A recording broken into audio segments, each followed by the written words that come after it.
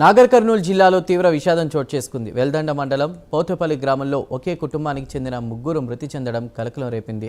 సంపులో శిరీష, ఆమె ఇద్దరు పిల్లలు మృతదేహాలు లభ్యమయ్యాయి. అయితే ఇది ఆత్మహత్య కాదని మృతురాలి బంధువులు ఆరోపిస్తున్నారు. వరకట్నం వేధింపులే ఈ మరణాలకు కారణమని చెప్తున్నారు. శిరీష తన ఇద్దరు పిల్లల గొంతు నులిమి చంపేసి ఆ తర్వాత వారిని సంపులో పడేసి వెతికినట్లు నటించిందని ఆరోపణలు వస్తున్నాయి. గ్రామ సర్పంచ్ ఫోన్ చేసే వరకు తమకు ఈ విషయం తెలియదని బంధువులు చెప్తున్నారు. మృతురాలు శిరీషను వరకట్నం కోసం విపరీతంగా వేధించారని పెదనాన్న ఆరోపించారు. పిల్లలు పుట్టినప్పుడు కూడా భర్త మహేష్ అత్తమామలు చూడడానికి రాలేదని ఆవేదన వ్యక్తం చేశారు.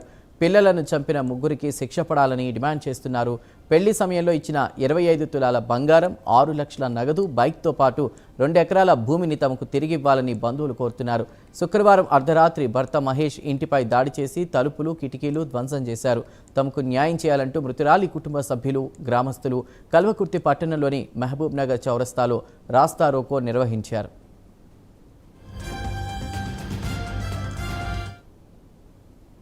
ఒక 3 ఏళ్ల పాప, 3 నెలల బాబు అంత ఘోరం చేసిండ్రు.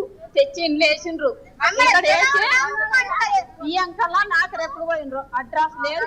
ఇంతమంది కుటుంబం ఉన్నా కానీ ఎవరు లేని సంబంధం చేసి రూమ్ లో వాడేసి పోయిర్రు. సర్పంచ్కి అంత ధైర్యం ఏంది? మేము ఇంత కుటుంబం ఏడదచ్చింది, ఎక్కడ వచ్చింది, మా పాపం మేము చూసుకుందాము. అక్కడ తెచ్చి ఎందుకు వేసిండు? ఎన్ని రోజులు ఉన్నా అని ఉరిశిక్ష చేయాలా? అత్తను, మావను, మొగని ఎన్ని రోజుల్లో ఉరిశిక్ష చేసి అమ్మాయి పానం ఎట్లా పోయిందో పాపుని బాపుని అట్లా తీయాలమ్మ అందరికి పానం.